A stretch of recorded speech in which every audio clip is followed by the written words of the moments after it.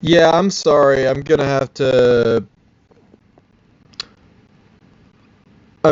to warn you about the reality of phasers because she missed it completely. So, here, let's start with my comment. The first question you should and didn't ask is how would you actually go about disintegrating a person? Unfortunately, this is extremely easy. Now, to everyone out there thinking, well, that shouldn't be right. It is. It just unfortunately it very much is, and I'm not even speaking out my ass. I'm not being a Trekkie here, even. Um, I continue. If you take all the components of the atomic particle and stun their motion, like stop them from moving and interacting with each other, they can and will simply disintegrate. A phaser set to kill basically is a highly packed amount of quark-scaled version of what is currently known as acoustic levitation. Sound that can be focused from multiple directions to very specifically make an area of space with pressure on all sides that keeps a particle of water droplet or a streak of static electricity in the same area. The atomic particle on an atomic level, when this occurs, all the particles that are separate simply fizzle out. Or decay. The method of Star Trek that is a single beam. The method in Star Trek is that a single beam causing the entire being and surprisingly only that being to undergo a wave of freezing motion, which freezing motion effects, which stop all possible interaction, causing everything to simply fizzle out. In reality, it takes a little bit longer than a few seconds for particles to decay. The type of beam it takes in order to force quarks to properly decay and stay separate from each other doesn't exist currently, but would be extremely intense. So you know about the ignition process, right? Where they took a bunch of beams of lasers, compiled them into a single focused point, and then they exploded a thing, which then imploded a thing, and whatever else. All of that is what we're currently capable of doing. This is way more simple. This is just a standing wave on the quark level. You can't do that with the standard technology. Unfortunately, you can do it. Uh, that's a bit of okay. Where am I at? Um, would be extremely intense. So, when it talks about the strong nuclear force, it's talking about the level of energy that is even smaller than photons. It is pure electromagnetic. Now, to every scientist in the world, you're going to tell me photons are purely electromagnetic. And I would have to tell you, you're freaking stupid. Photons are packets of electromagnetism. Electromagnetism is smaller than photons. It is the binding energy that is holding electrons to protons. And also, when they talk about protons, you're literally just talking about hydrogen nuclei. Or what they properly mean to say is positrons.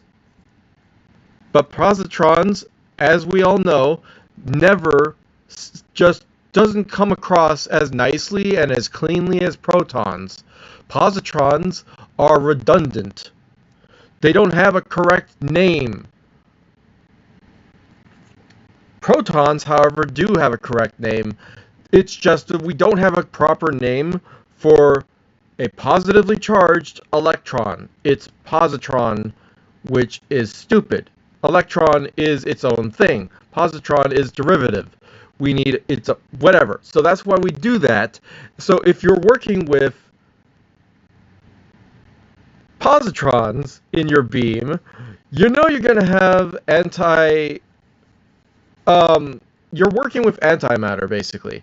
And if you're able to constantly be making antimatter by simply having like literally all you need to make antimatter or an anti-electron is to divide a photon in half. That photon then, or specifically gamma rays, you divide that in half and you end up with the negatively charged electron and the positively charged positron. And what happens with that is it's literally an antimatter. So when it comes in contact with literally anything else, it annihilates. This is something I didn't even talk about.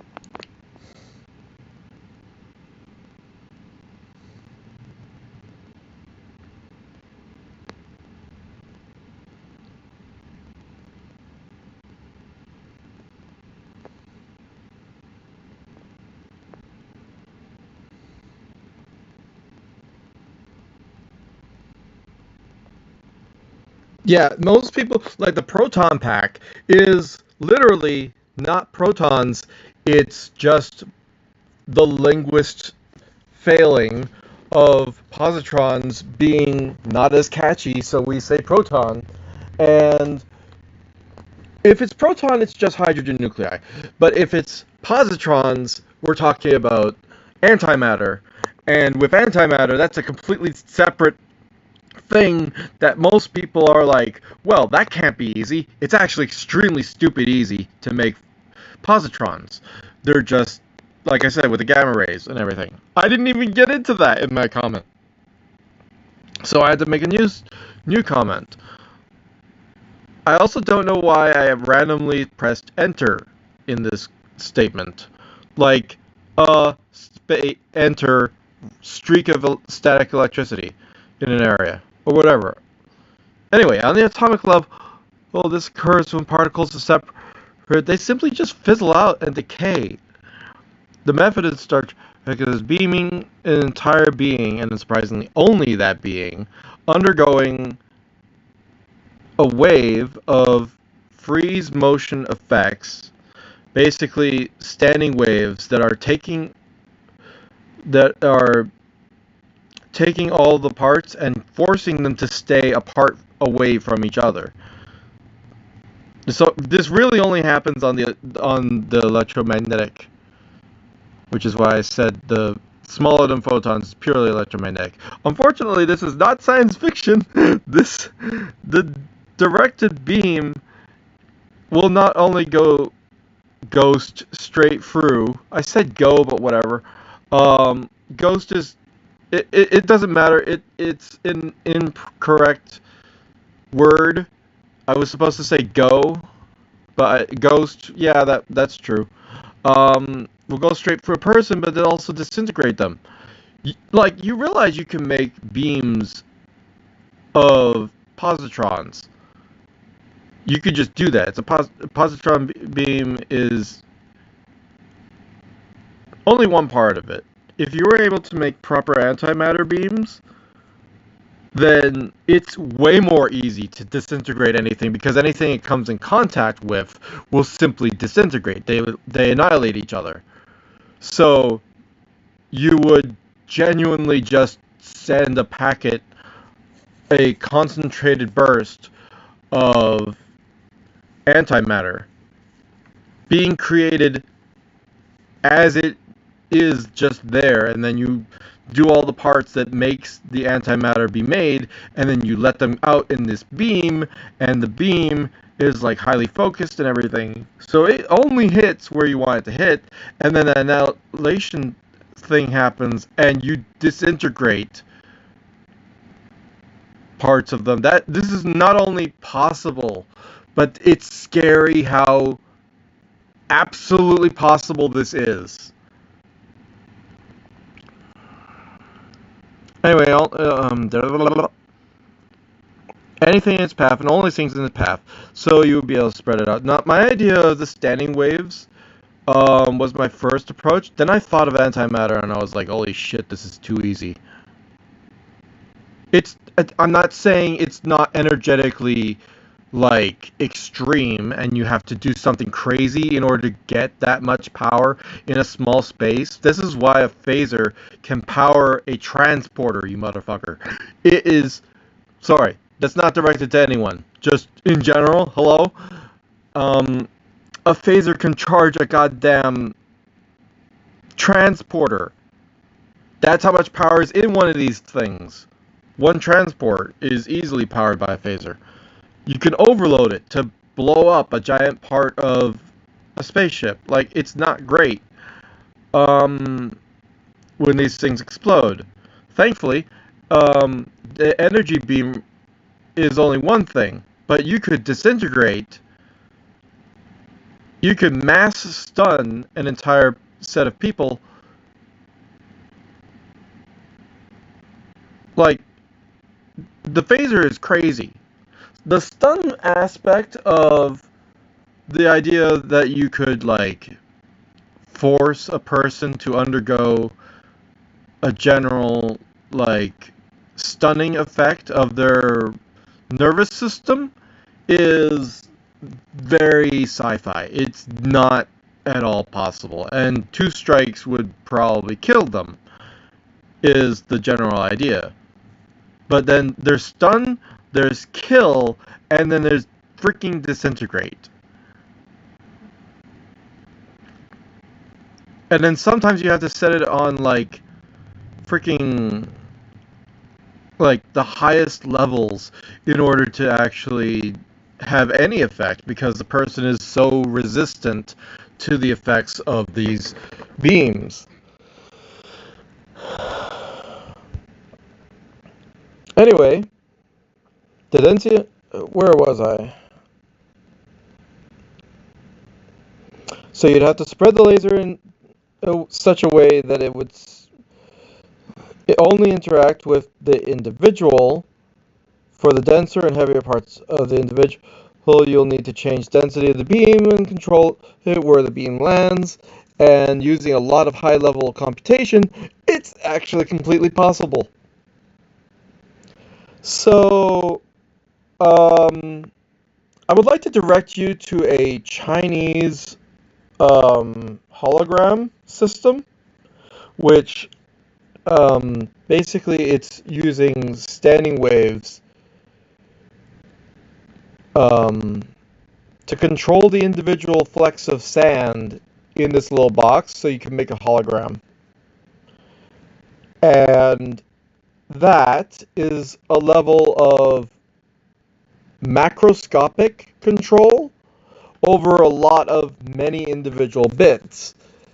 It is in no way possible for you to, like, put your hand there and be damaged, but it's the fact that they have already shown not only do we have the ability to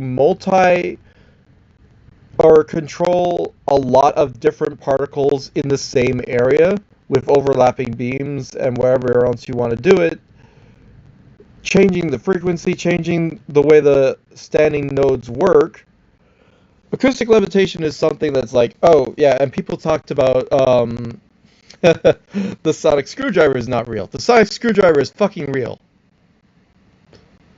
The sonic screwdriver is absolutely real because you can make physical, like, it's not physical, but physically interacting standing waves that are able to take the shape of whatever thing that you want to do, and then you're able to then adjust all of these things. You're capable of moving objects the size of a few grams. That's not tiny. So with a higher level thing, and that is the idea. All of these ideas are like you have something that's either standing waves or it's the power of, apparently in this case, the phaser could be antimatter when using the kill method. Because, of course, antimatter. Why not? It's just absolutely possible. I won't get into the video at all. I'm just saying, I know you didn't answer these questions, and I absolutely am sad that when you imagine your dream,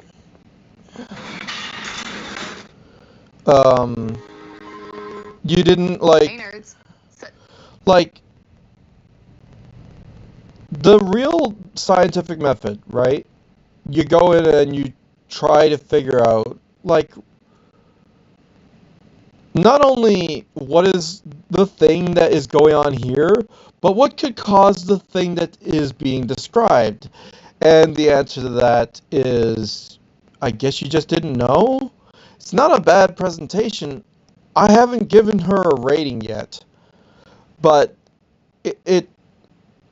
it's just unfortunate that you absolutely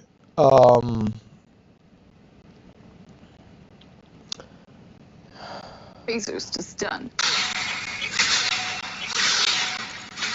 Now, I've only just realized that phasers are basically controlled and directed nuclear weapons. I have spent my whole life watching Star Trek and assuming that phasers were lasers. Then someone was like, nah, Abby, mate, come on, they're particle beams. But then someone else was like, hey, no, actually they're a combination. And then... Well, okay, to be clear, if you're going to have a particle beam, technically you can't just have a particle beam. You would always have energy and particle beam because that's how you direct it. But also, standing wave beam. Hear me out. And also, antimatter beam. And also, if they, like, again, if they say proton, you gotta think positron is the real thing that they're, which is antimatter. There's a lot of power that you can make with the ability to just simply create matter. I've told you a few times that the way that we currently are making antimatter, if you were to use that method to make instead real matter, all it takes is just more energy, and you end up transforming the ability to make matter, and then that matter can be recycled into whatever form you want to then be able to make more power. It's crazy what you're capable of doing with such a device, which is not the phaser. I don't know what exactly their method is for making power, but it's extremely dense energy. I read the TNG manual. Rapid Nadion effect. What? Nadions. If a nadion could be explained as anything, it could be that it's the type of it's like neutrinos, for example, but less likely because instead of neutrinos, it's some other, like, I don't know. What? Well, we're gonna try and figure this out.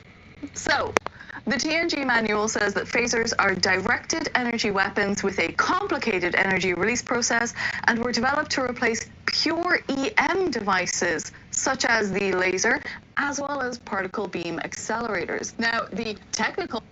So, that kind of explanation obviously means that it has to be going into some kind of... And also they talk about pulses. Because, yes, I own both of these things. These show hand phaser type 1 as having a 1.02 MeV photon emitter, and then...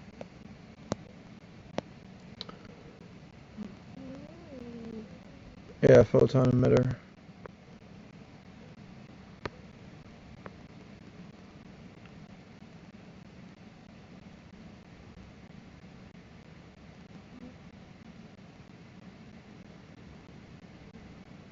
Beam emitter.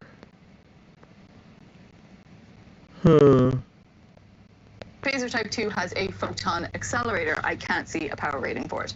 So, the manual says that they work by converting stored energy into lightly controllable beams through a modified version of the rapid Nadion effect. Okay. So what in the physics is going on here? Well, is it a laser or a particle beam, or is it both? And what the hell are nadions? All right, nadions are fictional subatomic particles that have special properties related to high-speed interactions with atomic nuclei.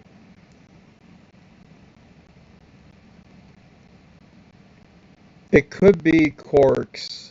They may be or may not. I mean, they did have the word for quark. Obviously, quark is a character. But, like, in the original Star Trek, quark wasn't existing yet. So, like, you go back 20 years. So, it's possible that...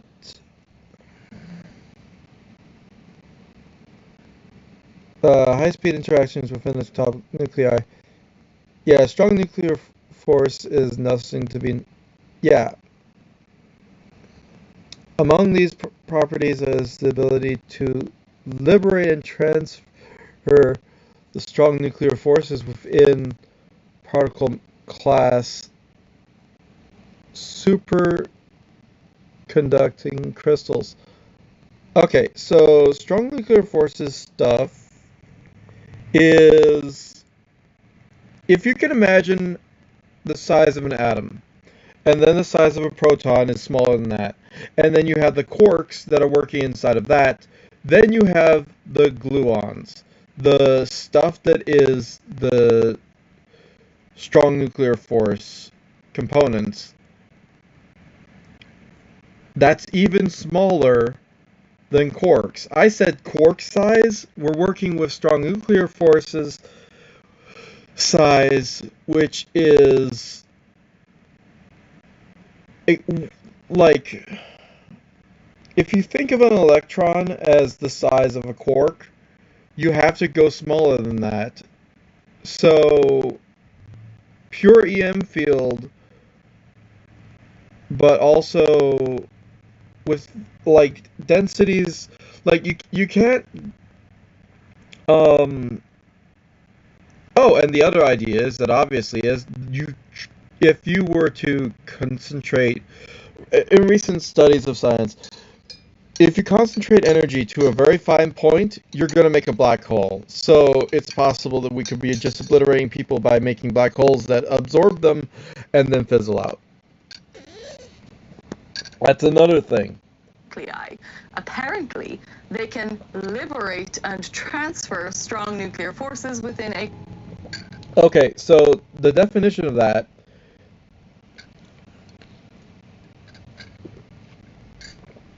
is the stuff that's holding quarks together, those interaction particles, which is even more fundamental than quarks themselves. Again, we're talking about something that is another 1,000 times smaller than a quark. Quarks are already the smallest thing, already a component of protons. Already just 3 within a proton, and then so many within an atom, or whatever.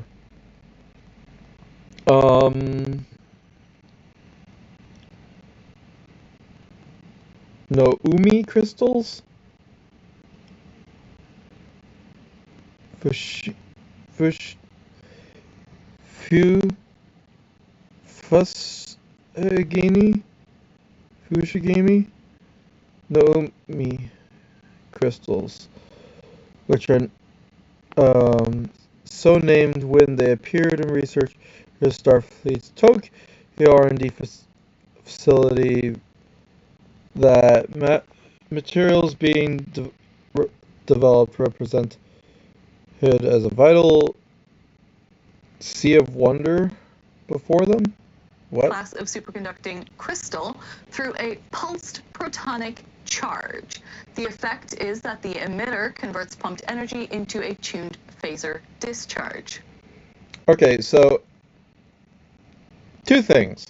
Again, the proton is a part of an atom. The quarks and the strong nuclear forces are a component of. Try to just imagine. Hold on. I have to freak out a little bit. Okay, imagine that you are a proton, and then you have to interact with the strong nuclear forces, which is the size of a thing that is the size. You got a quark that's the size of this compared to you, and then you have the strong nuclear forces, which is the size of this compared to the quark. So that scaling obviously means you can't be working with actual protons. You're not even working with positive electrons right there, positrons. You're working with something that's even smaller than that. Strong nuclear force is something that's like you have to be on the regime of thousands of times smaller than quarks. So what?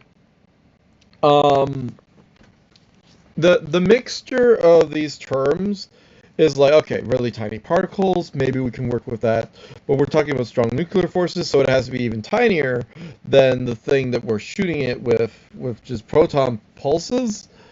Why would protons, which are the basic positive part, like you got protons, neutrons, electrons as the parts of the atom on the big scale. Then you have the quarks and the strong nuclear forces on smaller, and then strong nuclear forces on the extremely smaller scales.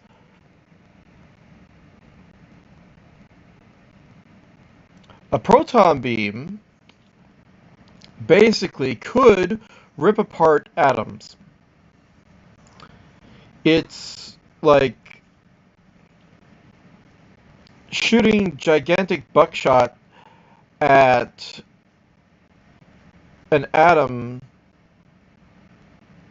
or the collection of atoms, which is like your hand or your body or whatever, and then all of those bits just get jumbled around and moved in ways that are like, yeah, that's extreme bombardment of matter. But if you switch it over to what I think it is, which is positrons, we're working with, instead of, it's a jump to think positrons at this point now that I think about it, because that would imply, like, obvious, you're just going to disintegrate everything. You're just going to annihilate everything. That's the term people use, and whatever. I'll keep me on the screen, but smaller, and we'll continue. Let's do some real physics. Okay, the protonic charge part, it's just Trek talk. It's not. It's hydrogen nuclei, single proton. So if you're able to make standing waves with proton beams, you absolutely can, with pulsed proton beams. If you're making standing waves with that, it's basically able to keep everything separate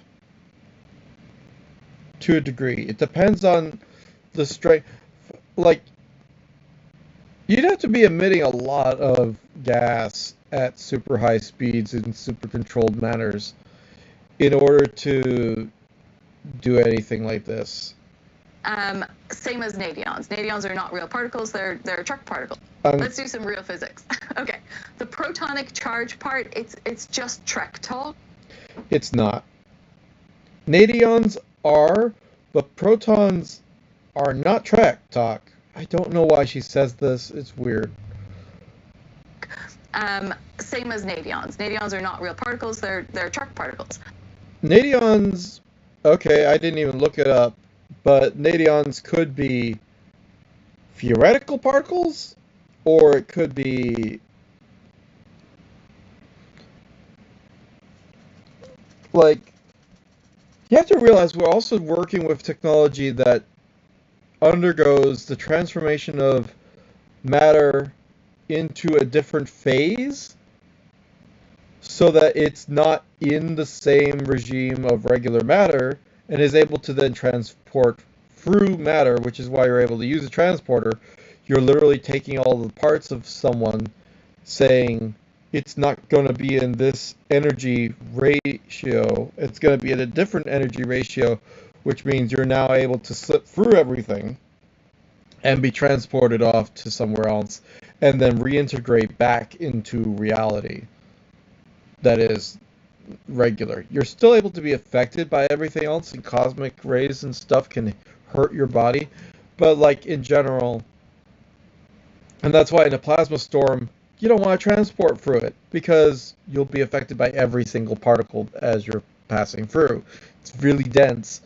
It's really terrible for your energy based self to move through that. This isn't science fiction. It's just bad science.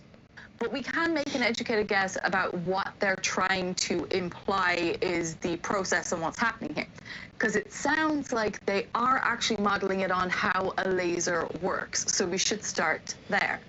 Now, a laser works by pumping energy into a material which is called a gain medium. Now, this could be a gas, it could be a crystal, it could be a semiconductor. The energy excites electrons in the atoms of the medium up to higher energy states. And when those electrons drop back down, they release photons, so packets of light. And if the conditions are set up properly, those photons will simulate the release of more photons with the same energy, traveling in the same direction and in phase with each other. And then that's what makes laser light. So different to the light that we get from a torch. It's not just...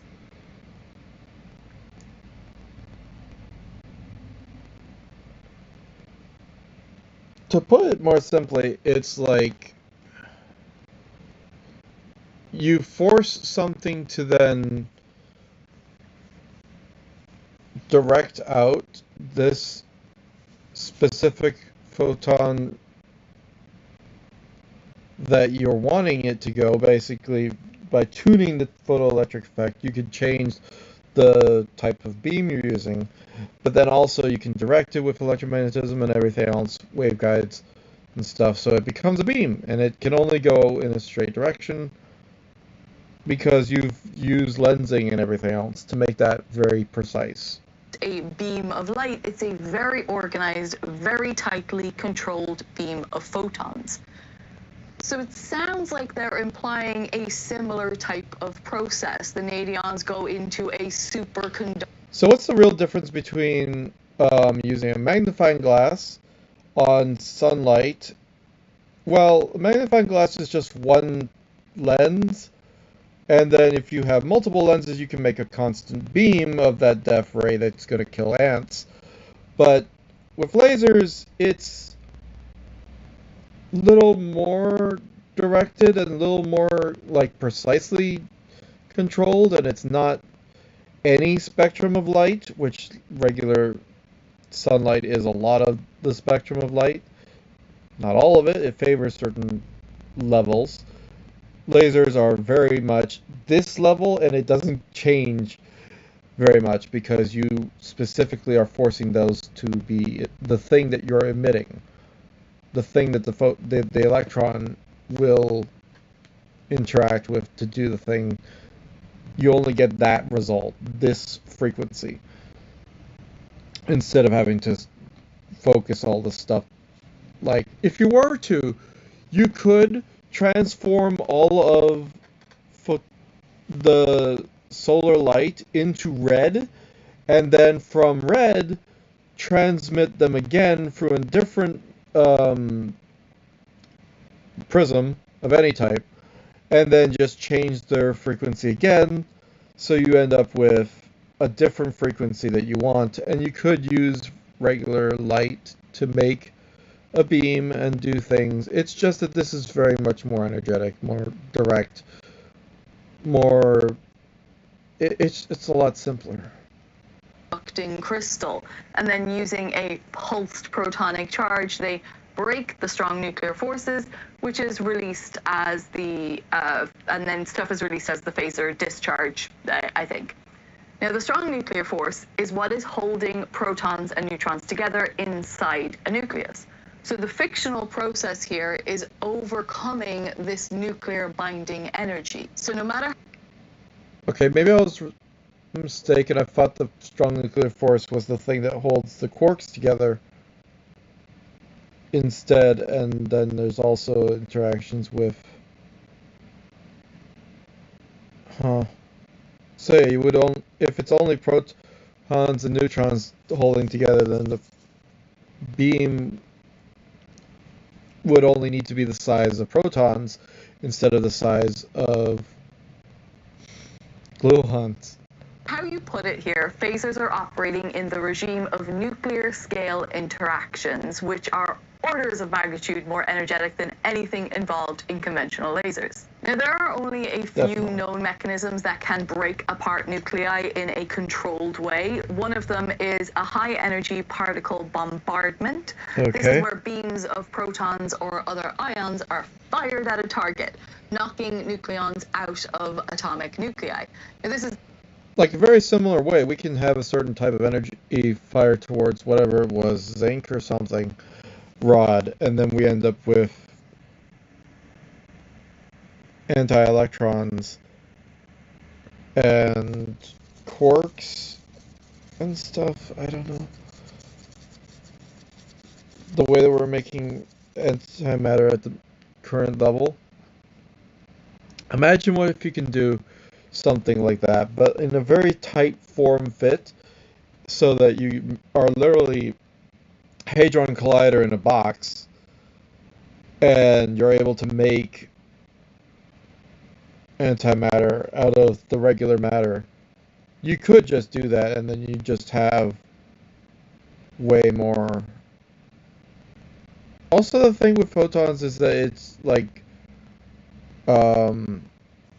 what they call blackbody radiation, but with lasers, it's more of, we're going to jiggle the electron so that it goes just enough that it gives off this exact photon and consistently.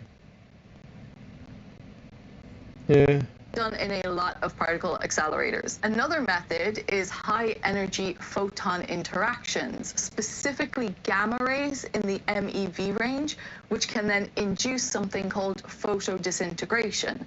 This is effectively breaking nuclei apart using radiation alone. And then a third possibility is that the system triggers a nuclear reaction within a material similar to spallation sources, which are used in physics research, where high energy input produces cascades of secondary particles and radiation.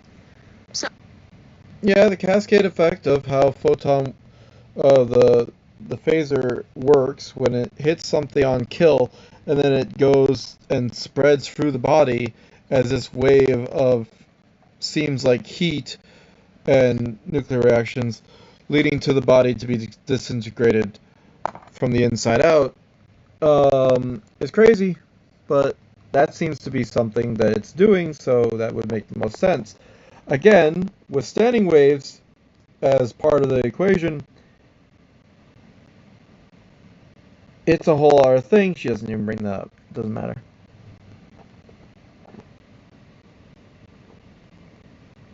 The thing is, standing waves isn't an atomic technology as of yet, And when it is, we're gonna finally have proper fusion. That'll be great. We're just not there yet. If we treat this fictional concept of the rapid Nadion effect as an analogy to a laser, then the superconducting crystal is acting in a very similar way to the laser's gain medium. But instead of managing electronic transitions, it's acting as a controlled environment for nuclear interactions. So then they cause these interactions using what they call a pulsed protonic charge, which is not real in physics, but... I'm sorry, I have to stop you there. Again, pulsed protonic charge. If you're going to say it as if you were to do it in real physics. You're talking about having, again, take the hydrogen, strip it of its electrons, and you just have the protons, and then you have pulsed proton beam. You can do this. This is not science fiction. Stop saying it's not. It's real. It's just a regular thing. You can just do that. All you simply have to do is take the hydrogen that you have, right? Or any matter, really. It doesn't matter how you do it. You would have to strip away the neutrons and the electrons, and you're stuck with just protons, right? So a pulsed proton beam would have a lot of only the positive charge. It would be thick enough that it absolutely is going to bypass the electron's shield around most atoms, and it's just going to punch right through that. It's not going to be fun. They're also called gamma rays. Like, gamma rays or friggin' whatever else. Proton pulses is, again, it's just another word for like high frequency positive particle beam. There's got to be a proper word for that. Why I don't pulsed charged particle interactions. So then they cause these interactions using what they call a pulsed protonic charge, which is not real in physics, but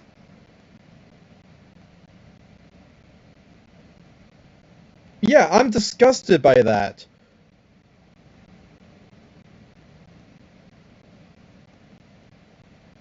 You're literally giving me a headache.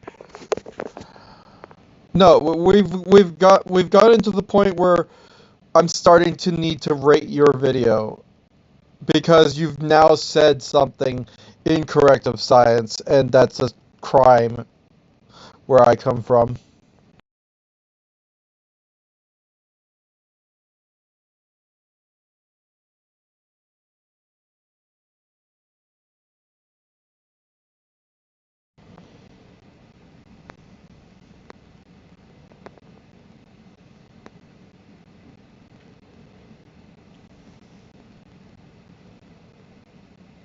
Relativistic protons. So a pulsed proton thing is real. First of all, cosmic rays, relativistic jets, the oh my god particle photon beam, high-speed accelerators. This is not science fiction. It might not be gamma rays, but there are these things in real science. We're not just talking out of our ass here. We're literally saying we can do this. Like, genuinely, all you have to do is take the hydrogen, strip away the electrons, have a bunch of protons, shoot them at your target, and you have, like, you can literally just take the air, have a type of beam that strips away the electrons from the atmosphere that you're shooting through, and then you can have converted all of the energy that is in the air into a beam that is just somehow, I guess, staying together as it suddenly from being air. God damn that face, though.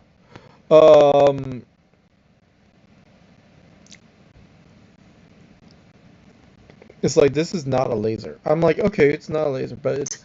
Pulsed charged particle injection is. Now, in our normal real world, this would mean bursts of high energy protons, or something behaving similarly to that, being used to trigger reactions inside the medium.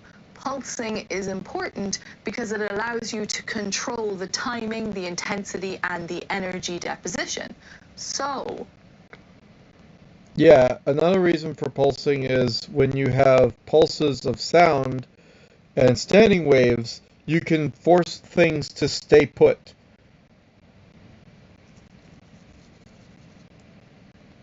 It's weird that she says, oh, it's not real, and then describes the physical process of the thing that she said wasn't real because that's a thing that's actually real. Analogous to the thing that she's just saying that is not real? What? You can't have it both ways. It's either something that's pretty much it's this.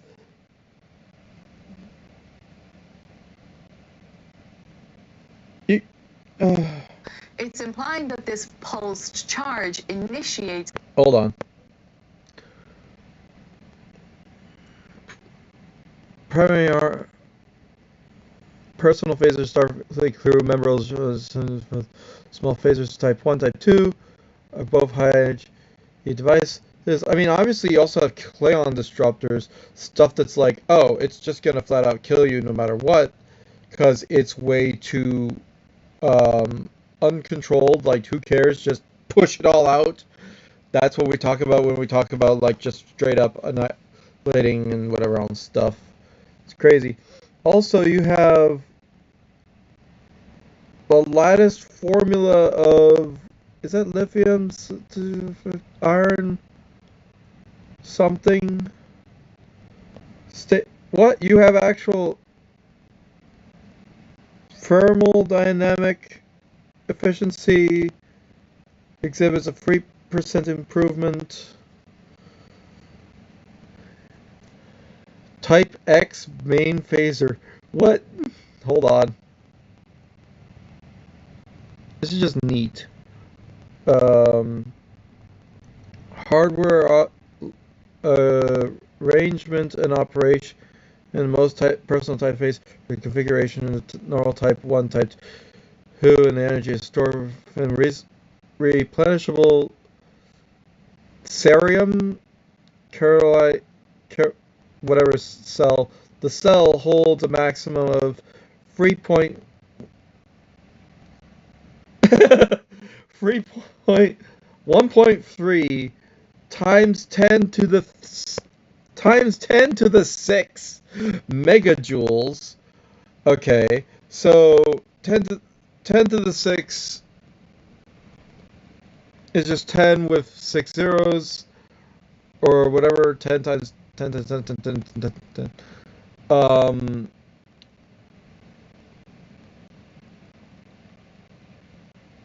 10 million megajoules? So you might as well say the next level of megajoule instead of just say gigajoules. Why don't you? Or the number of gigajoules that it is. But whatever. 1.3 10 to the 6. Does she get into that point? I don't know. Megajoules of power? Wait. Per cubic centimeter? Okay. So we're having a very large amount of power in a cubic centimeter at a maximum leak rate of no more than kilojoules per hour. So this shit's just radiating kilojoules of power as waste heat. Um, and when one considers the total energy of a type 1 phaser, if released all at once, enough vaporized free cubic meters of tritanium, reassuring to know that the full storage cell cannot be charged accidentally.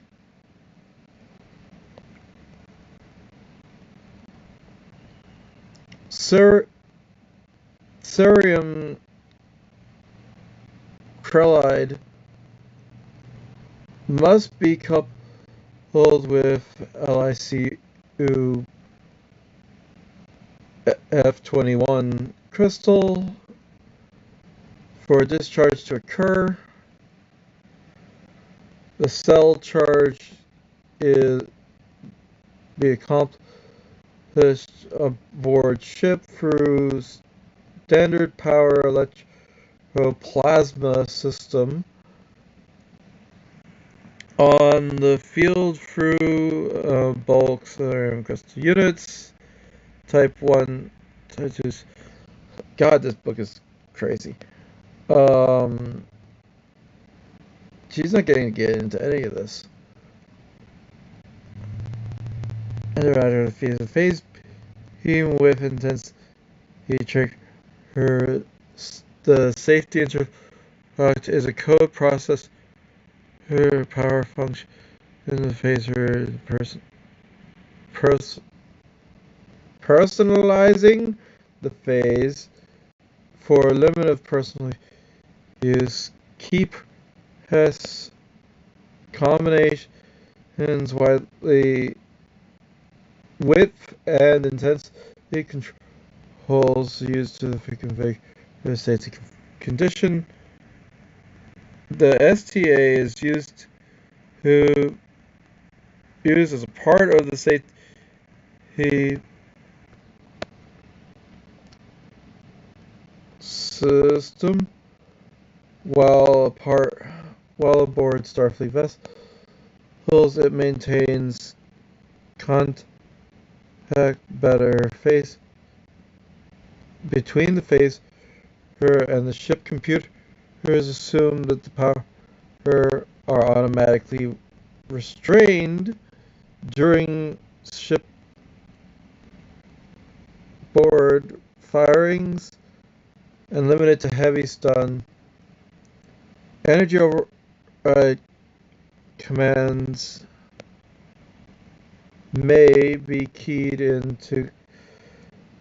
by the beam controls, so you can literally just start this thing to go crazy and then just be like, whoop, level 10.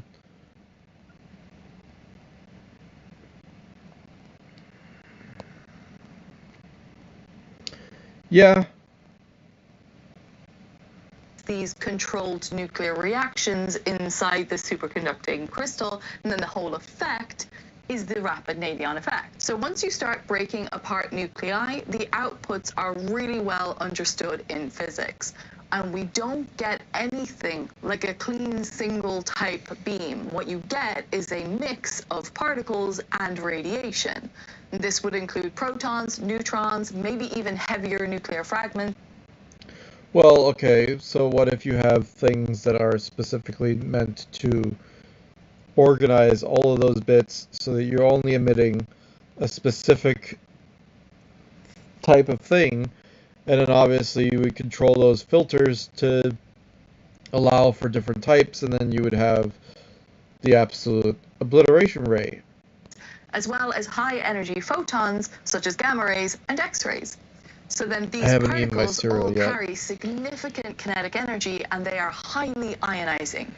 Right. Very, very dangerous, very, very energetic. So a phaser must be expelling the products of the nuclear reactions as the beam itself. Right. And then that means that what leaves the emitter is a directed burst of high energy radiation and particles.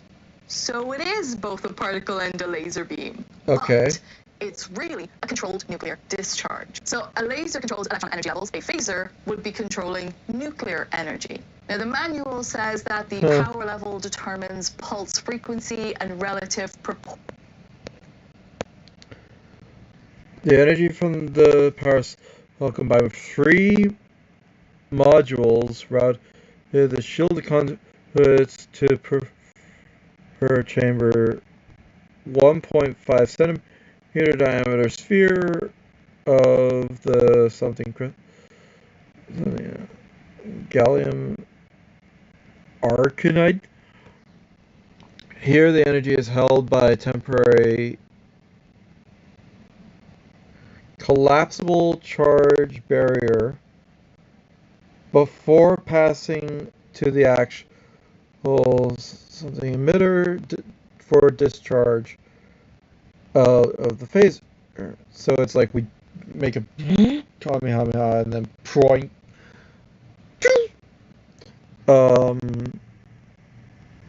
Creating a pulse from the larger phaser highest level beam set to be used. I mean, you have entire pulse rifles which have a greater amount of power and focus that can just be fired way more than a regular phaser. Phaser is like pew, pew, pew. Pulse. The rifles are way more energetic, react, have been more likely to be dangerous and less likely to stun. Create a pulse to distract the phases and set by the user determines the pulse frequency and relative proportion of protonic. There's that word again, protonic charge. Created in the final emitter stage. Type 1 contains single preferred pre-fire chamber. Type 2 contains 4. So type 1 is like I'm going to hold one Kamehameha. Type 2 is like I'm going to hold multiple Ha's. So I can fire them all at different rates and whatever else. It's pretty cool. It's like a semi-automatic gun. Or a Gatling gun, where you're preloading multiple chambers and you're able to fire them all at the same time. Power levels. The power levels available both Type 1 and Type 2 phasers is designed to be 1 to 8. There's level 10, excuse me? Okay. Additional levels from 9 to 16 involving high proportions of nuclear disruption energy. Yeah. Crazy.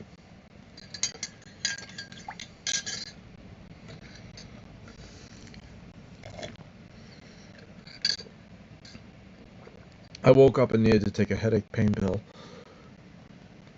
This isn't helping.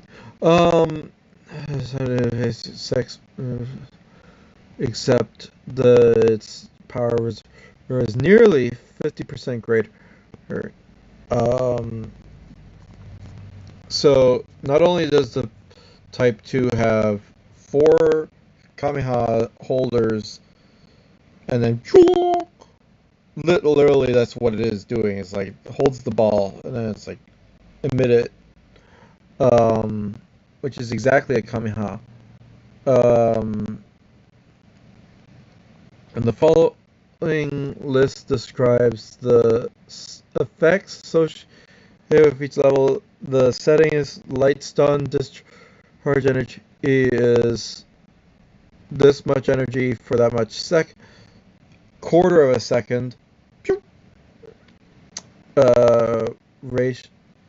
Ratio not available. Is set something based on humanoid physiology. It causes temporary something.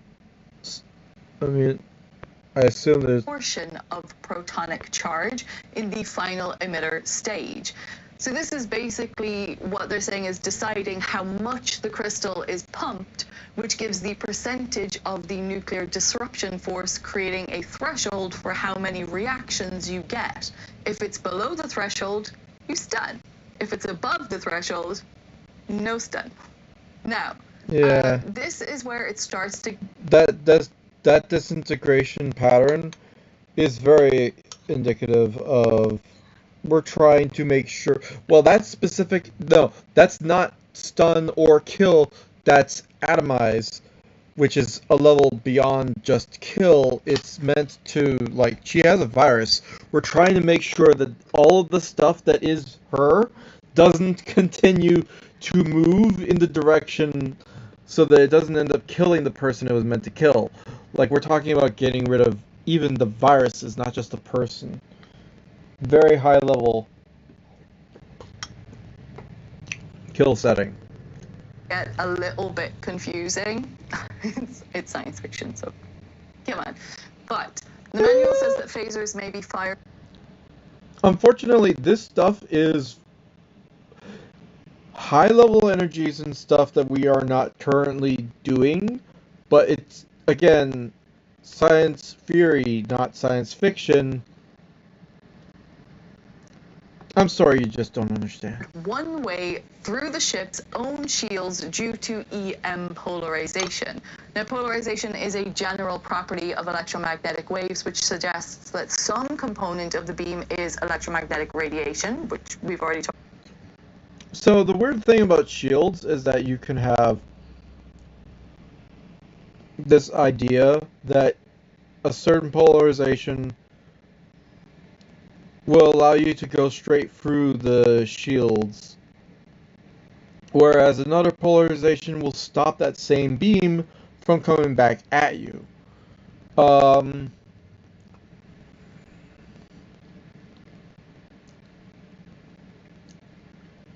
It's like saying that you have everything moving outward, and then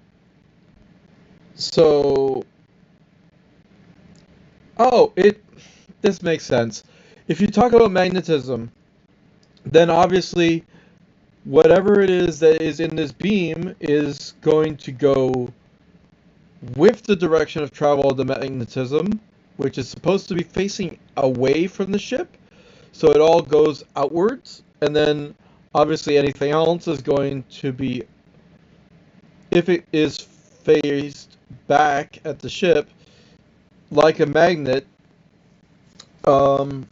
If you try to put a magnet towards another magnet, it resists itself. You can do this with your fridge magnets at home. Try to push them together.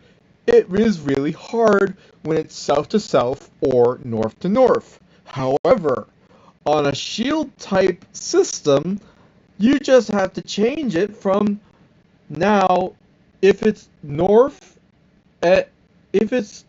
facing magnetic somehow, and then it's going through, then all you have to do to go through on the other side is to turn it into a south-facing magnetic beam thing. Just flip those magnets around and they'll go straight through your shields. You are 100% vulnerable to any inverted phaser fire.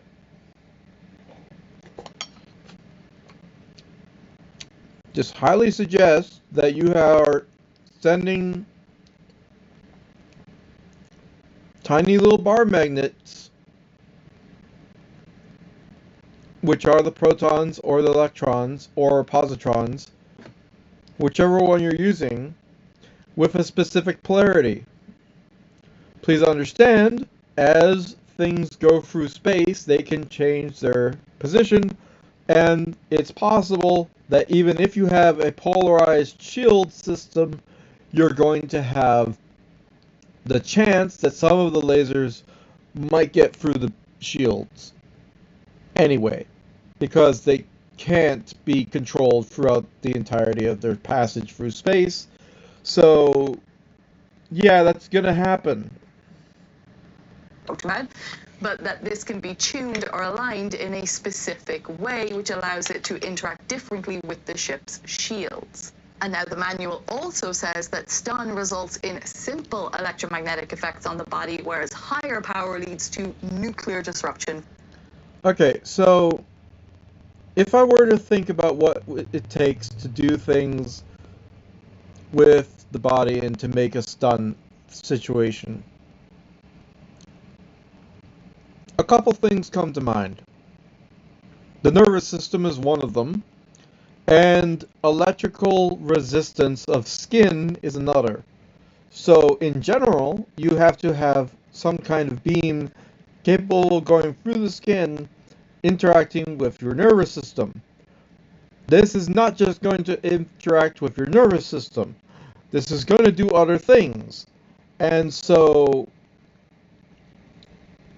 in general, weapons designed to do this, it's almost nearly impossible to not, do crazy stuff that ends up interacting with stuff other than your nervous system. It could be as simple as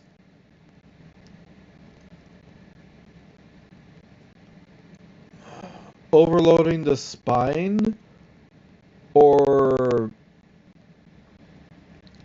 a specific thing meant to send a certain signal. Like if you induce pain, right? That's one thing you can do to make it so that the body is interacting in a certain way. The other thing you can do instead is you can induce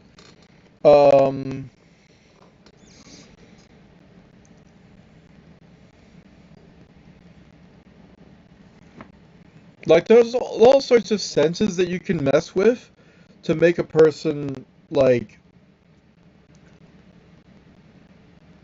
possibly pass out. But a resistive mind is going to be less likely to be affected by these things, like pain thresholds like that. But being tased is still not the same as proper, you're going to cause them to be knocked out. If the stun method is to be considered, it could be similar to how Spock uses his sleep touch, which is a signal sent through the nervous system that could be from anywhere in the nervous system, designed specifically to hack your brain and tell you to go to sleep. This works with human physiology because the human brain's idea of sleep is the same regardless of what being you are, with what human you happen to be. So your brain just understands the sleep command, and it could be triggering that or something, which is post-synaptic suggestion or something, but instead it's directly sending a signal through the system to be yeah, pass out now. It could be something that overloads the system so that no signals can be sent. There's a lot of theory in this. Force, which then kind of sounds like it's suggesting that it's moving between different physical regimes, that at low energy it's just electromagnetic interactions with the body. Now we don't know what kind, as there aren't any in reality, in real physics, that would just stun a person. No, you can't say that. That's not okay to say. We're going lower and lower on your score, excuse me. There's stuff like certain smells, right?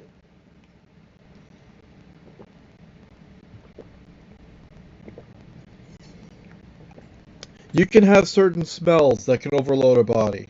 So, in that setup, all you need is the signal of that smell, and then your body's yeah, and then it's just whatever else. Are there things that can absolutely stun the body?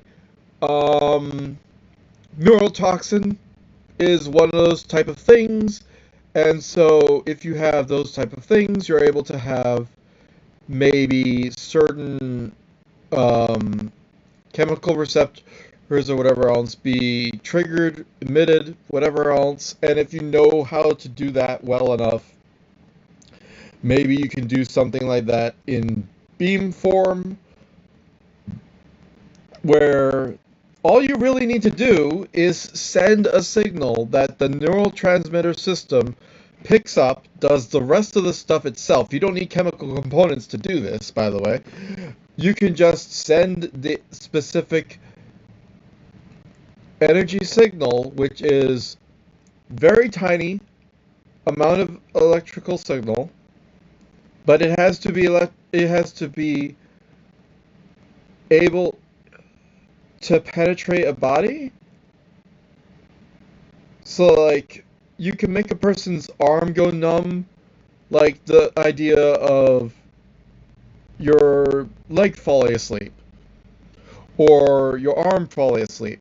This is your entire body falling asleep. The same kind of system that has to do with nerve being pinched, that has to do with signals not being able to get to different parts of your body, so it just simply doesn't have the ability to send the signals to move your body. It's disrupted. So you put that into a beam, your entire body and then is unable to do what it needs to do in order to continue to function. However, nerve pinching and stuff and the falling asleep stuff has to do with nerve clusters that are physically being pressed on and disrupted that way. Are there ways of doing it like have a brain hemorrhage or having some kind of other stuff? There's absolutely ways that you can force someone to like go into a seizure or go into pass out on the floor. There's dozens of ways that happens. And then it's saying that at higher energy, nuclear disruption force, which then kind of sounds like it's suggesting that it's moving between different physical regimes, that at low energy, it's just like electromagnetic interactions with the body. Now, we don't know what kind, as there aren't any in reality, like in real physics, that would just like stun a person. Unfortunately, you absolutely can be stunned immediately. The freaking war jellyfish thing is, again, the stupid Manowar jellyfish, the neurotoxin and that and whatever else from the box jellyfish or whatever, you take that, condense it and whatever else, you step on this tiny little stupid thing and it sends this stuff that then disrupts your entire nervous system. You're not just stunned, you're dead within I don't know how long. So imagine that kind of neurotransmission. If you were to have that signal, it's the same as the neurotransmitters being affected by the neurotoxin, but instead of working from a chemical standpoint, because the nervous system is two parts, it is the chemical reactions, but it's also the slight energy things. So all you really need to do is have that signal of stun, and it will just transmit that through the body. You will be stunned. It's absolutely possible that can happen. The other idea is, of course, like I said, with the nerve pinch idea, how you can lose your ability to like control your arm. Like you can't, like it's not as easy for your body to send the signals of move your leg, because the natural signals for, that's why you're like, if your leg's asleep and whatever, you're not going to have this same amount of strength in that leg. You can still move it, right? So it has to be not just one type of neurological process that's being disrupted here, it's multiple types, because it's not just the movement of stuff, it's also specifically, and it's really easy to say, like, just aim it at the heart, and then you would just stop the heart by doing one of two things. Either you overload the system so that it can't send proper signals, so it has arrhythmia, and that sucks. Or two, you have it so that it is forcing an entire discharge of energy, which is like, or not just energy, but like the discharge of, like all of your nerves firing at once, like a big amount of pain all at once.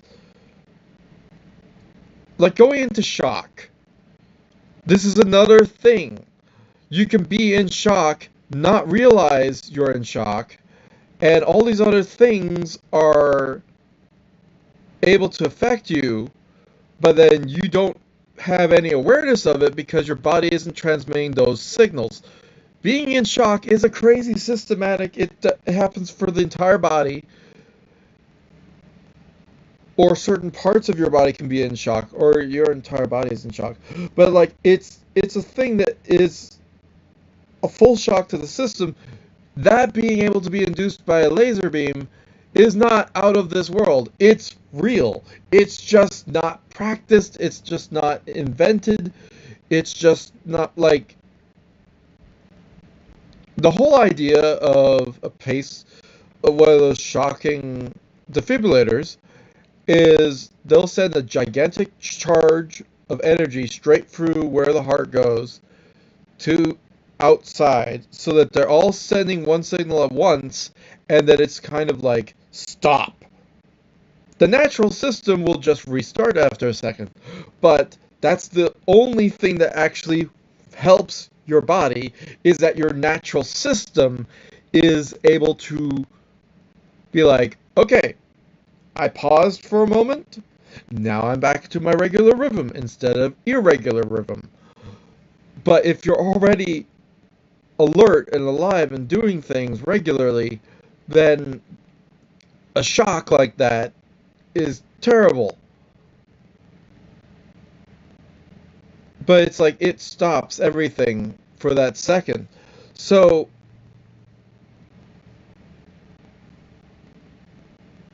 there's stuff like the same type of thing that can force a person to just pass out from seeing red flashing and all that stuff with the epilepsy and everything. Like, there are all sorts of signals that can happen to make things do this. It's just, that's biology, and this is technology and stuff. It's a different thing. In a lot of cases, it's hard to have all of this in one place. It's hard to have all of that study and everything. That's why I'm a generalist. I love knowing about all things, not just specifically technology. And then it's saying that at higher energies is when you get the ionizing radiation and the nuclear interactions that lead to disintegration. Yeah. In a purely sci-fi way, obviously. So it seems like the phaser would have to switch or like shift modes depending on the setting. Well, obviously, if you're going to emit certain types of, if you're creating all the different types of stuff, and then depending on what filters you activate, you can simply just say, send this type only, send the other type only, send all of it, and or sends the specific type that does the disruption. You can do this. It's not that unrealistic. Now, one other point here to mention is about collimation. See, the beauty of a laser is that all the photons have the same energy value and they move in the same direction. Right. Roughly. Normal light will tend to diffuse out, so it spreads more and more the further away it gets. Lasers do. There are two ways of lasers to be able to do things. One is they really precisely try to make sure that every kind of bounce leads into a forward direction bounce. Or the other way is, of course, with lensing and everything, you can just force the beam to be very precisely forward. Or you just take all this Kamehameha and you only push in a forwardly direction directed with energy that's cycling to force it to stay in that beam, which is how they're designed. They're designed with a barrel that is very polarizing, very keeps it in that area thing, so it can't bounce from side to side and spread out. Although you absolutely can set it to spread and stun everyone in the room. That's happened in Star Trek Voyager, I believe, and other places. This too, but a really good laser will be collimated, meaning that it will travel for as long as your setup can manage without diverging that much. So you have a really tightly focused beam, so all your energy is still contained within that region. The more it spreads out, the less energy there. Also, most of those beams are set that at certain distances, like on the micron level, you're actually focused to be the most precise after a certain many meters, and you can set it for distance that precision little dot instead will happen at 10 meters, short range for only 1 meter away. You can have it be very precise and whatever else. Or you could, again, spread it out so that it goes to a lot of places all at once. Is in the same space, so it's not as effective. And the same thing will happen with a particle beam as well. Now, there are ways to collimate laser light, and there are ways to collimate particle beams. And scatter them. I don't think there's any reasonable way to suggest a way to collimate a beam made up of nuclear reaction products, which is like a mixture of photons and particles. But I suppose you could think about maybe using some sort of electromagnetic fields in some way, the same way maybe you would try to... Lensing. We literally know all sorts of ways to lens laser light, to make it spread, to make it do whatever we want to do. Like, there's tons of ways of doing this. What are you talking about?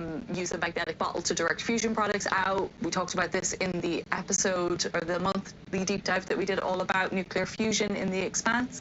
Right. But trying to do that for particles is one thing. They have to be charged particles, and then trying to do that for photons, which don't have a charge, I don't know. I don't have a solution. Photons absolutely have a charge. What are you talking about?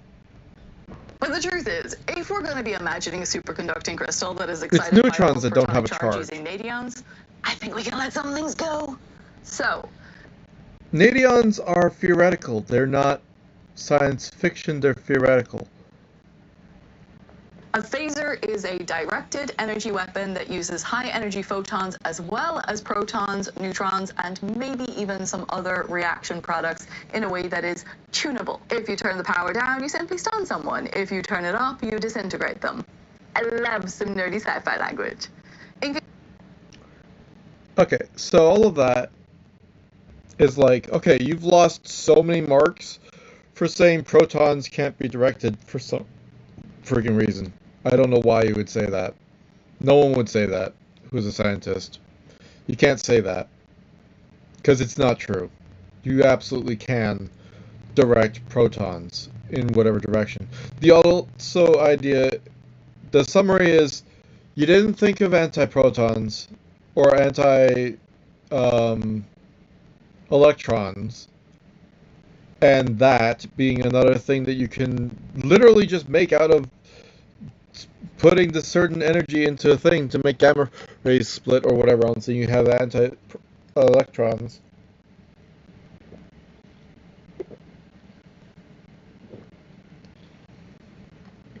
They have a whole machine designed to make antimatter, and all it is a gigantic laser thing directed with certain stuff. But if you could force all of that energy confinement and everything else into a very tiny space like a phaser, then, well, obviously if you don't need as much of it, as what they're doing, or if you're able to have, they have such high energy densities. Do you understand?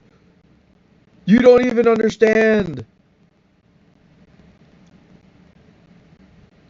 1.3 times 10 to the 6 megajoules per centimeter cubed is a gigantic amount of power density. You don't even get into that. That kind of power density is like antimatter collisions with regular matter stuff. Which absolutely, if you can do that in a controlled way that can make power out of those collisions, you can have that be as tiny as a watch battery. That's how tiny you need it in order to make these particles. You don't need it much bigger than that. So you have this tiny little cell that's making the power. Or it could be that the power cell is as big as a freaking one of those big square batteries. I'm not talking about the small one that's the size of like 2 AA's. I'm talking about like a big square battery, or even a whatever. And it's like you have this thing. It has tons of power in it. The idea is that if it has antimatter reactions, then you're able to make that much power. But it's like she doesn't even get into. I'm genuinely bothered when I see stuff like this in that specific book and whatever, and I'm like, is this the part where it talks about the amount of power and whatever? Something centimeter. This is the wrong page of the book. Where is the book? I want to see and read the thing where it talks about the other thing that you were talking about. Where the hell is it? No. This. Is it this? Is deciding how much if it's below the threshold, you start. I was just here. Go to the other page, please. This page. Is this the page? Yeah, there's the fucking calculation for you. Cubic centimeter. Okay, so first of all, 10 to the 6 megajoules per cubic centimeter. A certain amount of gigajoules in that, no doubt. We just don't want to be talking like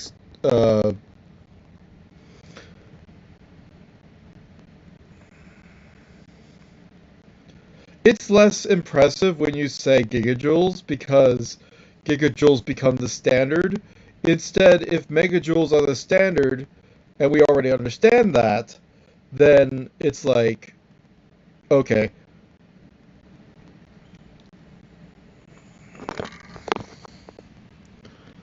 I need to look up gigajoules now.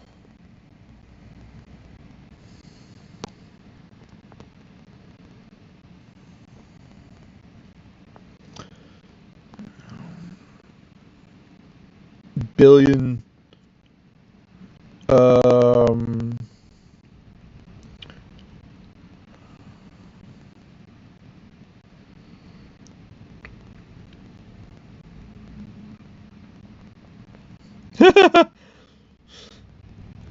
A gigajoule can be almost 40 liters of propane, or liters of fuel in oil gasoline, like almost 26 liters of fuel, or so many kilowatts of electricity, like per cubic meter. We're talking about cubic centimeter. Wait, hold on. Yeah, it's 1,000 megajoules. So, what is 10 to the 6th?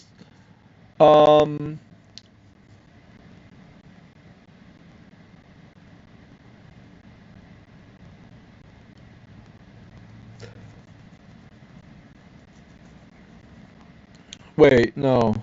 10 to the 6th is just million. So 1.3 million megajoules is equivalent to 1.3 thousand gigajoules. What's the level above giga? Fuck.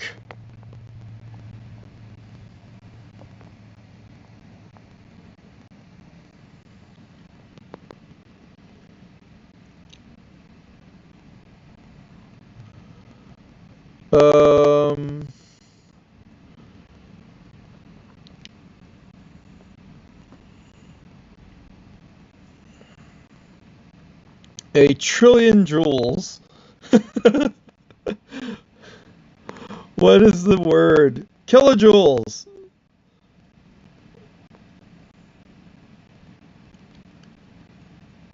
Well, we don't want to say kilojoules.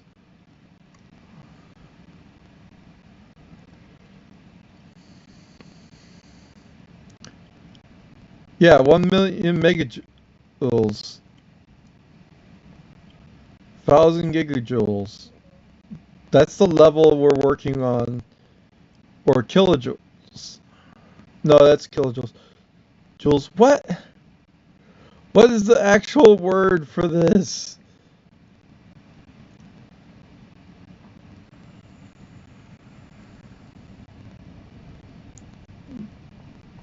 Whatever. Okay, so it's 1,300 gigajoules of power in one of these stupid things. So you didn't even talk about the fact that it's that inside a cubic centimeter. Like, a cubic centimeter, again, is the size of, like, your finger and whatever. Right? That's a cubic centimeter. We're having 1.3 gigajoules of power in a cubic in your pinky. Your freaking pinky, dude. Okay.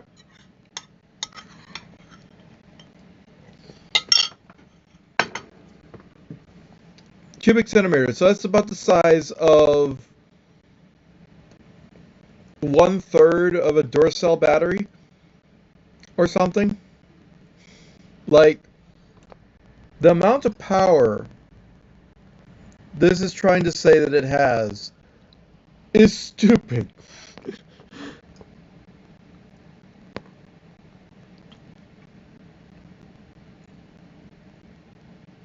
Let's just... Is there any kind of analysis towards the power rating of this thing? I'm like, okay, first of all, I'm gonna give you a freaking nutter reply. No mention of the words of most worlds. Proton is the key word used in positron and anti-electron.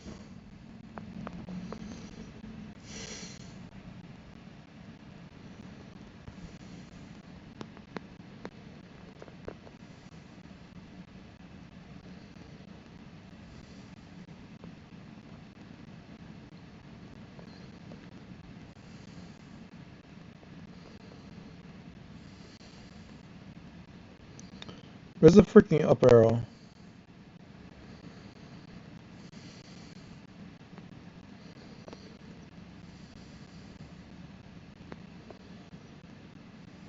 I just looked up this word. Why can't I remember what a joule?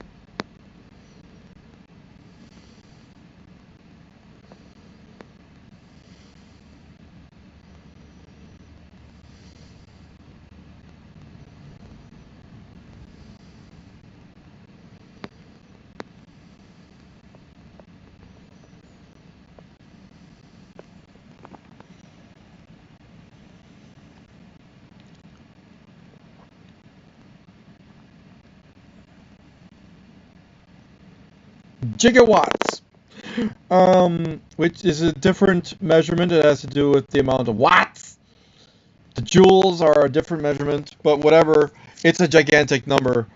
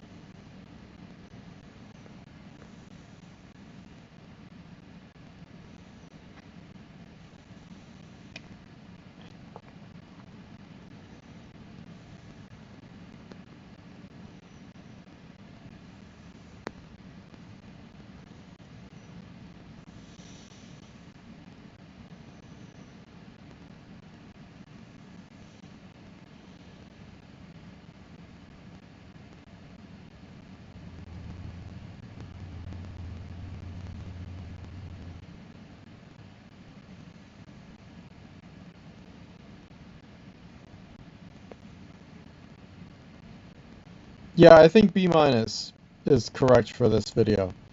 I'm sorry. It's just how things are. So, why B minus? The answer to that is simple. When you have something like the proton beam and that's not real, the nervous system thing, that's not real. You're losing a mark every time, going from every mistake that is about the real world, you go down from A plus easily to now you're at an A, then you're at an A minus. You lost points for other things involved in it, or other things that you could have looked into. Altogether, B minus. It's not the worst grade in the world, but it's enough that's like, you really ought to be careful, or it's not super important to be extremely accurate about things, and maybe for the sake of national security, you don't want to say that it's so easy to disrupt the nervous system. It's so easy to disintegrate anything of physical matter simply by applying standing wave technology. You don't know anything about that, perhaps? Standing waves and all of that ability to absolutely deatomize matter, because if you hold it there long enough, it just will fizzle out. I need to get off this picture. So, Charge.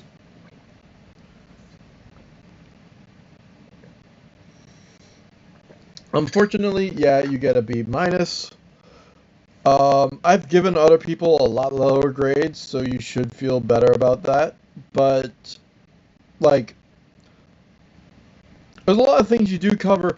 I can't believe you didn't cover the power supply. That's insane. I have no idea.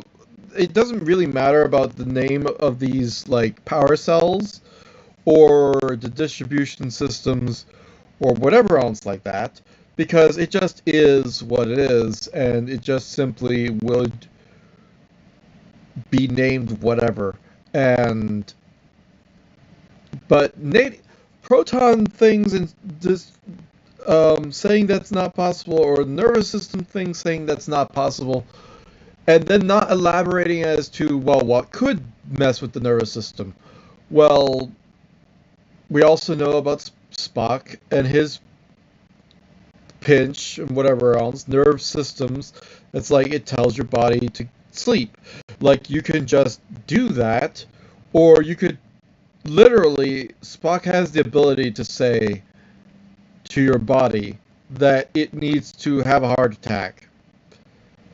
And your heart can just end up being forced to, or it could say that your body is actually that of a freaking hummingbird, and your brain might not realize that it's not a hummingbird, but it will just pump its heart rate to a crazy level, forcing you to absolutely blow out your heart and die.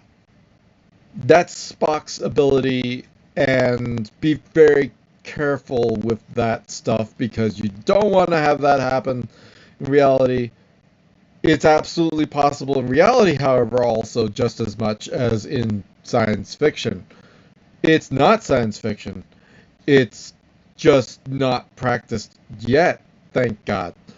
And, like, except for, of course, you get the box jellyfish totally was going to mess you up, which is the tiniest amount of its venom, neurotoxin, whatever complex.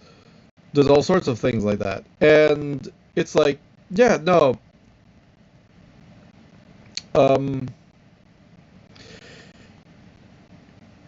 You, like, the basic idea of your limb going to sleep is like, what if you could induce something like that in the body or whatever else? It's a long shot, but again, it's the medical field thing and all these things. I only know about all these things because I've read about and or seen a lot of them in movies and stuff, and it's not just in the movies, it's real, where it's like you got this crazy little thing, people talk about it, and it eats the jellyfish stuff, and it makes it part of itself, so it has more concentration in this tiny little dragon looking thing, and it's like, it will absolutely wreck your shit and kill you. There's no way to stop it. Don't step on it. Or it may totally, like, the one guy ended up in the hospital. It's like, it was not chill. You know that. You know that thing. It's like, don't do that. Don't mess with little tiny things that have absolute crazy colors on them. Crazy colors means poison, toxin, whatever. Don't touch me. I'm bright, I'm flashy. Stay away. Piss off. You know? I will wreck your shit. I don't want to die. So all I have to do is just, like, you eat me, and or you just touch me a little bit. And it's like, nope, hypodermic needle of toxins and you're dead. Hospitalized or something. Crazy. Anyway, yeah.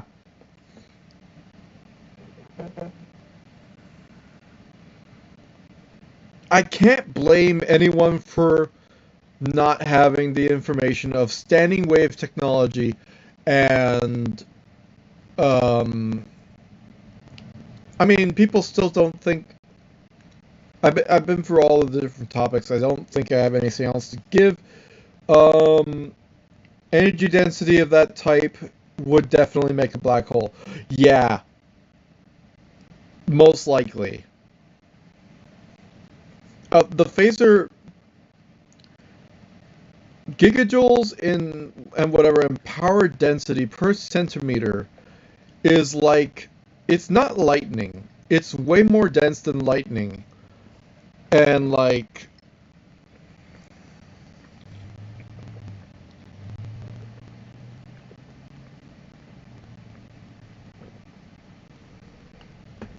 it's freaky because it absolutely is something that if it was that you were to be able to make that much power per density, you would absolutely make a black hole. So let's just gloss over the fact that it is there in the first place, and let's not consider this to be practical. Like, you can't get to these power density levels. It's ridiculous.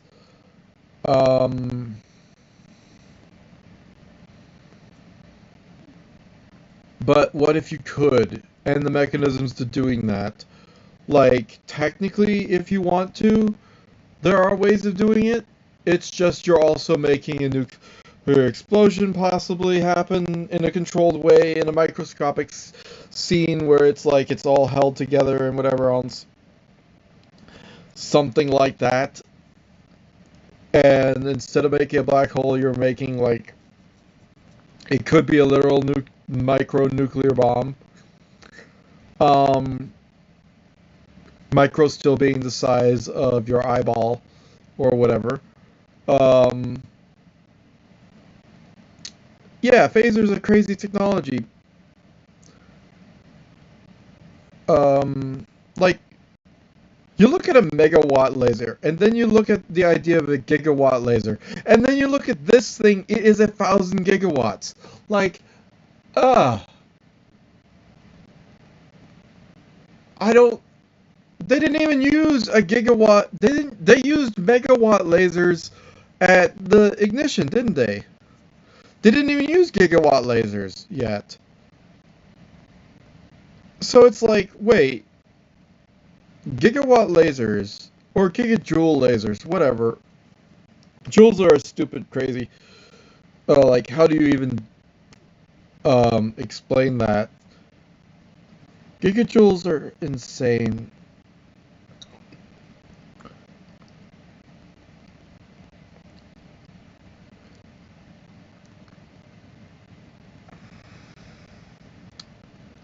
I should figure out what could actually hold gigajoules of power. I looked up gigajoule. I was like, I didn't find anything else. Whatever. I don't know. So we've looked into the essay. Unfortunately, I have to give it a B minus.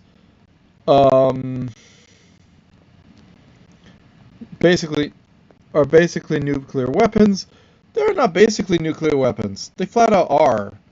Not only the fact that, again, we have to think about what is happening on the scales of things, and they work with nuclear functions, obviously. Lasers also do that. Lasers are also nuclear. Well, not exactly. But, like, these are, like, crazy things, and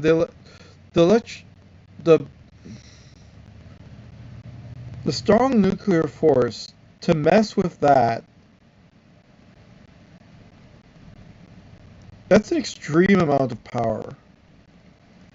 to be able to begin messing with that, which is why it takes that much power, theoretically, to do that. I'm not going to deny it. It is absolutely impractical to think that you could ever make this kind of power density.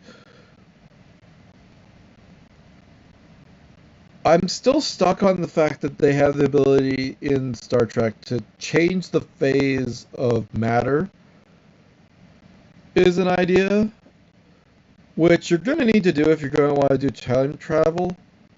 You need to be able to change the phase of your matter in order to time travel, because if you don't, you're going to interact with yourself, most likely, on the way there or on the way back. Like, if you ever go back in time, you have to phase through your own body and ship and whatever. Or else you just bump into yourself and annihilate. And that sucks.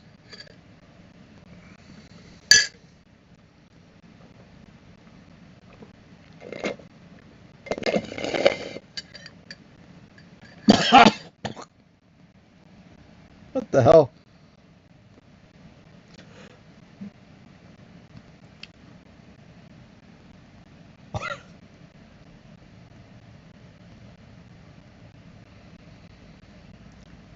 Anyway, with all of that said,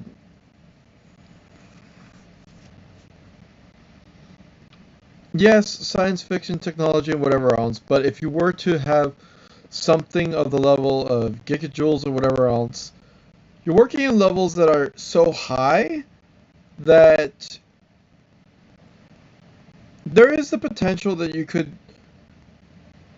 don't need gigajoules in order to make an energy beam that can manipulate the nervous system. In fact, it goes so far as to bypass the entire nervous system, and like electrical signals, it doesn't convert into the neurological system. It just ignores it and is more likely to fry everything. But we're talking about moving stuff around with protons and the binding energy and everything else. The idea of the ability to have protons move around and do the thing is like, it's crazy and it's unlikely, but if you could do that, again, it's just hydrogen stripped of electrons, and it's way more simple. A proton beam is extremely simple. It's just, how do you have that much hydrogen in your system? You'd have to have a little tank of hydrogen, and then you'd have to confine that with energy and stuff as you shoot it along, and whatever else. And you can do that. That's not hard to do, and I don't think you need gigajoules in order to do that.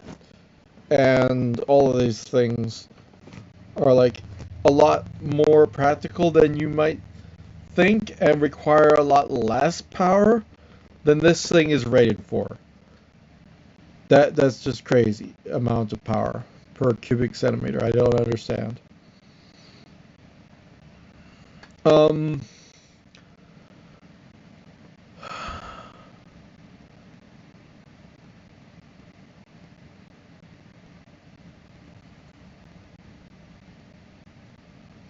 Also, the idea that maybe you have a beam that's capable of pushing quarks out of other things, and so it would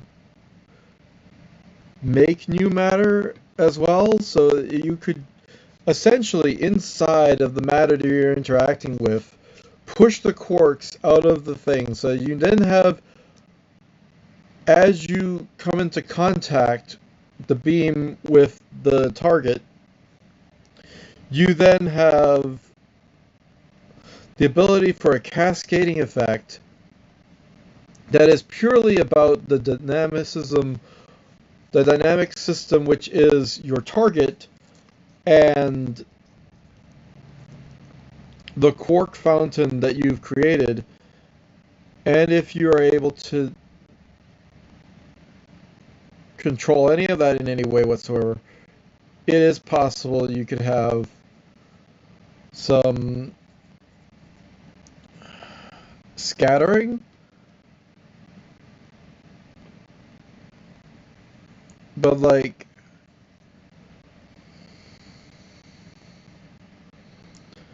beams sent to disintegrate are absolutely nutty.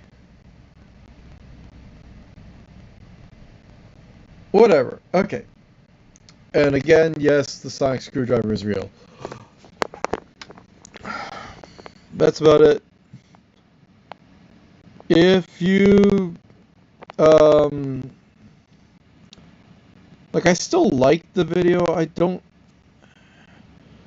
I just find, like, if you talk about the nervous system and you talk about protons and then you're just going to deny some parts, that's gonna, no. But I can't.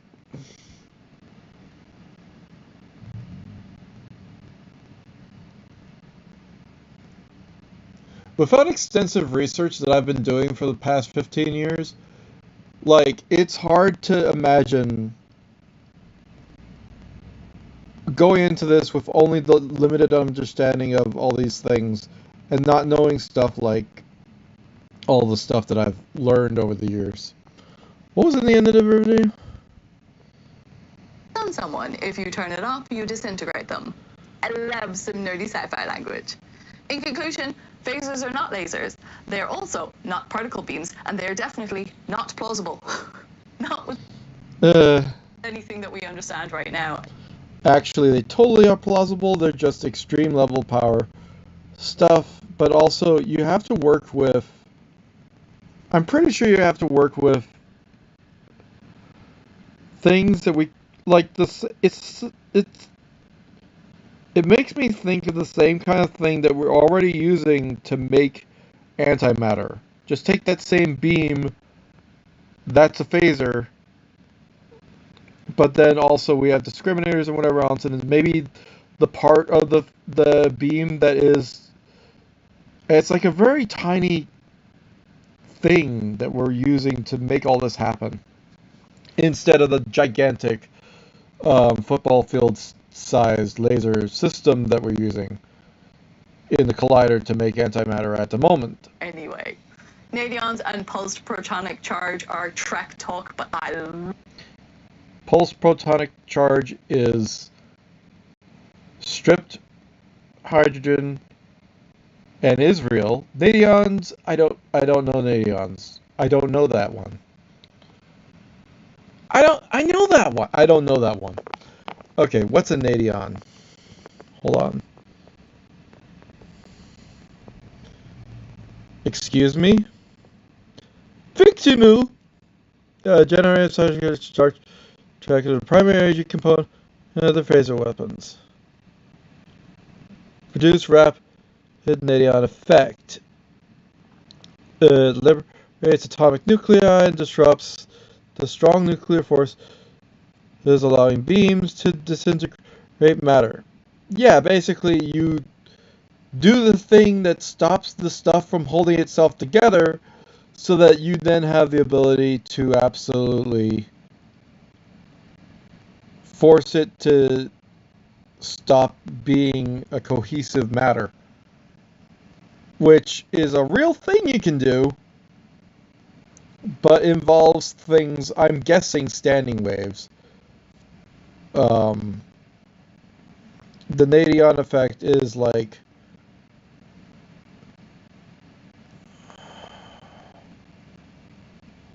it's probably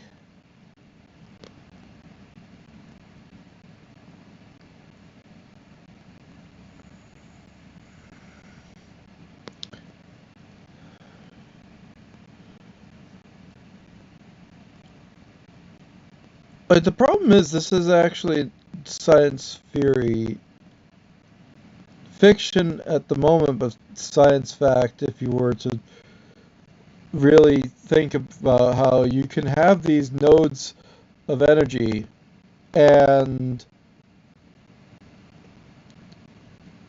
just another way of saying subatomic standing waves instead of using sound, it's using electromagnetic energy or some or proton, and unfortunately, this is not fake. It can be done. It's just not being done yet.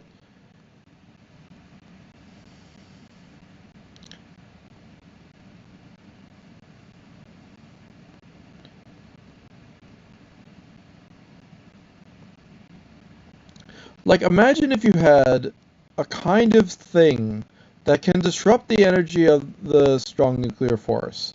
Something that can take all of those energy bits that are transmitted through neutrons to connect protons together. If you take that and you just absolutely disrupt it, then you can totally blow apart anything. I fail to see how the stun function could ever work according to a system that works with the Nadion effect. And it could just be that it's another word for standing waves. But whatever. That's all I can think of.